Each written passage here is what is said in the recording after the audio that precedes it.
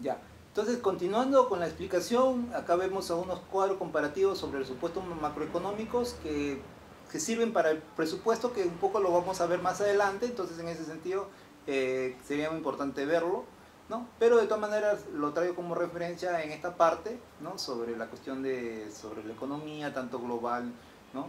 Eh, regional y nacional, ¿no?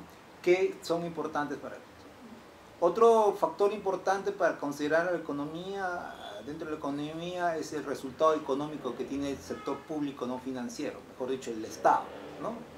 Cuando se habla del sector público no financiero, pues es el Estado especialmente concentrado en sus tres niveles de gobierno, tanto nacional, regional y local, ¿no? Y que son importantes tenerlo en consideración como factor que influye en la economía, ¿no?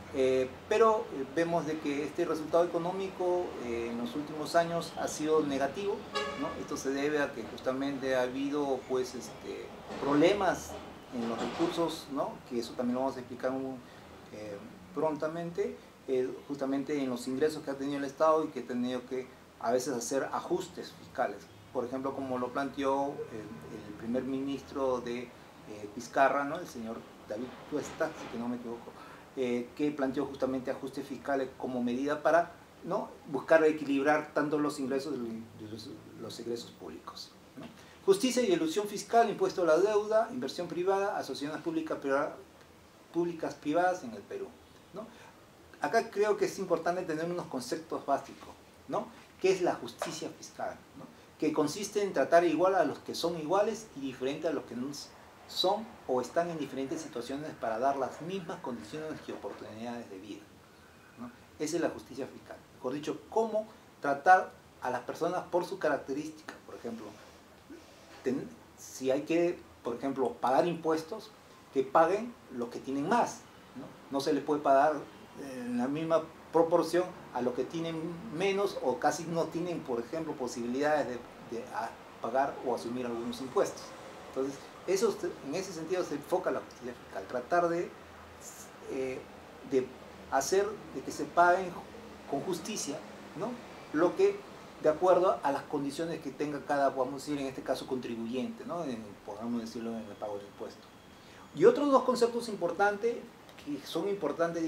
que creo que son importantes diferenciarlo es la ilusión y la evasión, ¿no? Porque a veces se cree que es lo mismo, pero no son lo mismo en la medida de que la ilusión se refiere a la conducta que busca evitar el pago de impuestos con maniobras permitidas o vacío de la misma ley. Mejor dicho, uno elude cuando, utilizando las leyes, a veces recogemos a unos resquicios para evitar, por ejemplo, pagar más impuestos. En cambio, la evasión se refiere a maniobras para evitar el pago de impuestos, violando por ello la ley. Mejor dicho, yo no quiero pagar impuestos y no pago, entonces evado.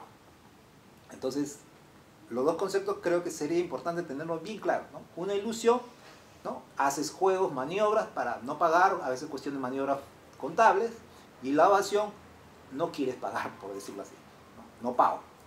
Entonces, esa es una diferencia importante, ¿no? Entonces, nosotros tenemos un sistema tributario que nuevamente recogemos la idea de Roberto Machado, ¿no? Pero para ir aligerando también nuestro diálogo y ir concluyendo también con algunas ideas de las clases, quería recoger dos, ¿no? Tenemos una baja recaudación para financiar los servicios públicos en cantidad y calidad suficientes y menor que la sugerida por el nivel de PBI por habitante del país, ¿no?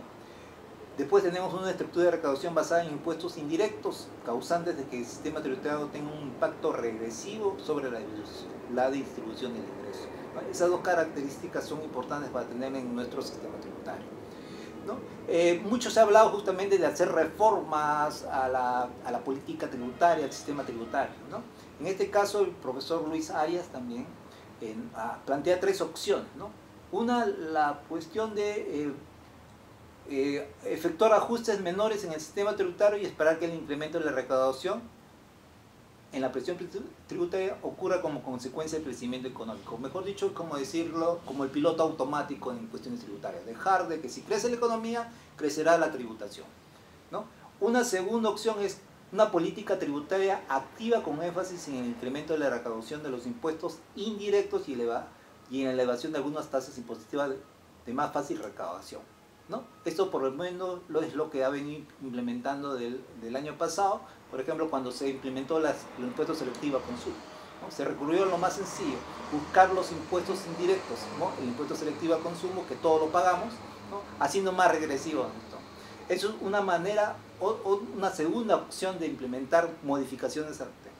Y una tercera opción que creo que nosotros compartimos como grupo de presupuesto es una política tributaria activa con énfasis en el incremento de la recaudación de impuestos directos, reducción de algunas tasas impositivas, ampliación de la base tributaria y reformas institucionales que fortalezcan la administración tributaria.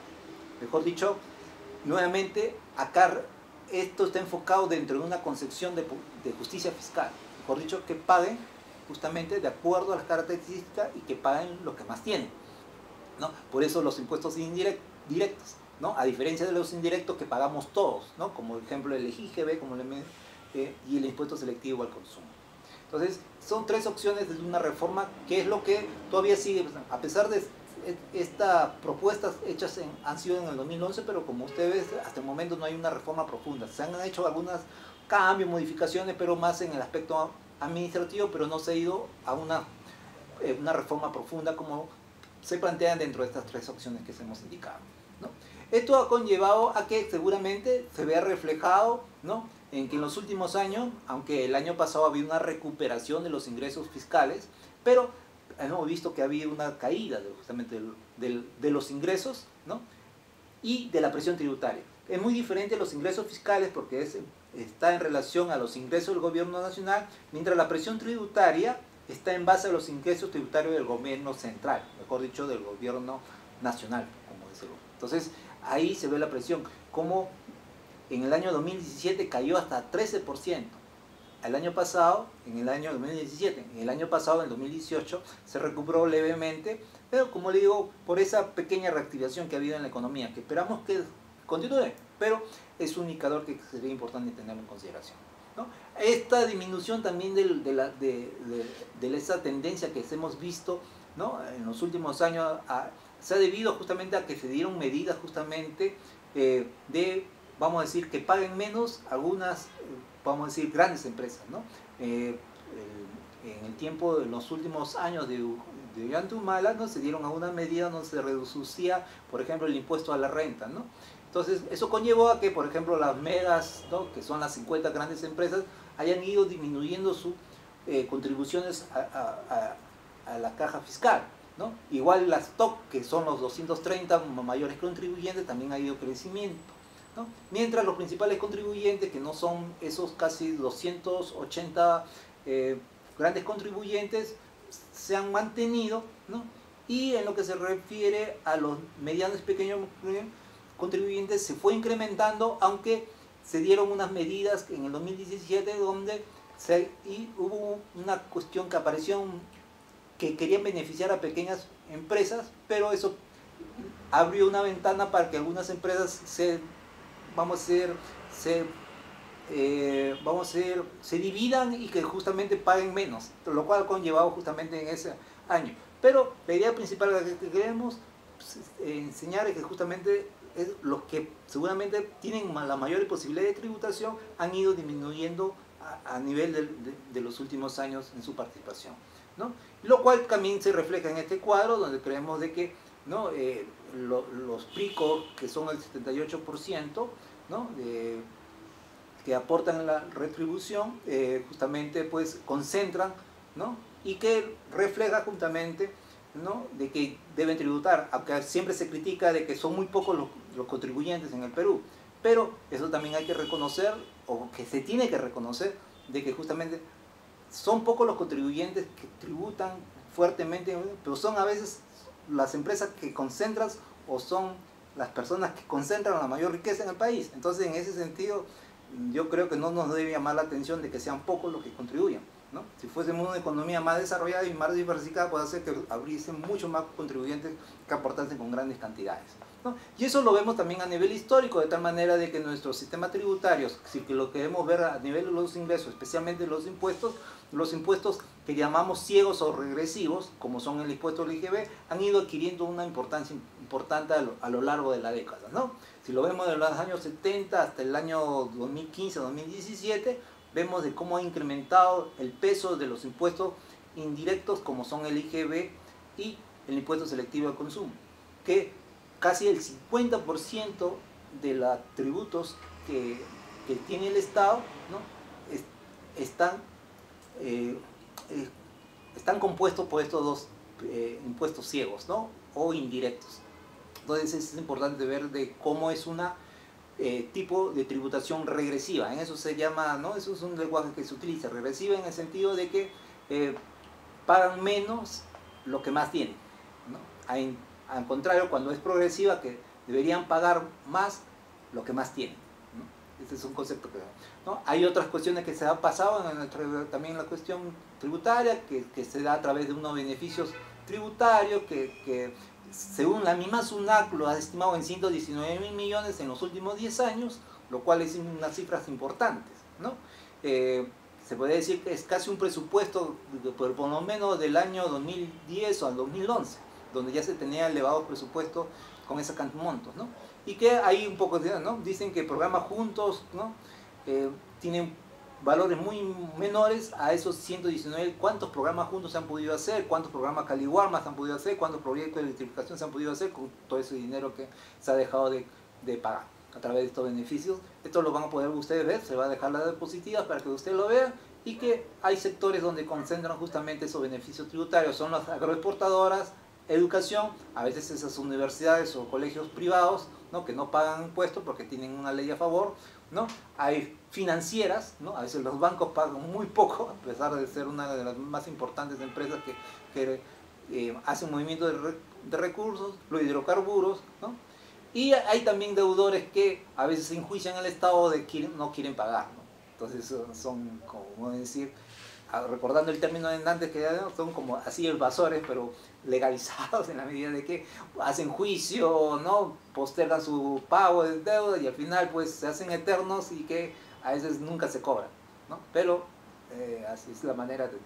También ha habido algunas devoluciones que han beneficiado a algunos sectores, especialmente minería, que se puede ver en este cuadro, ¿no?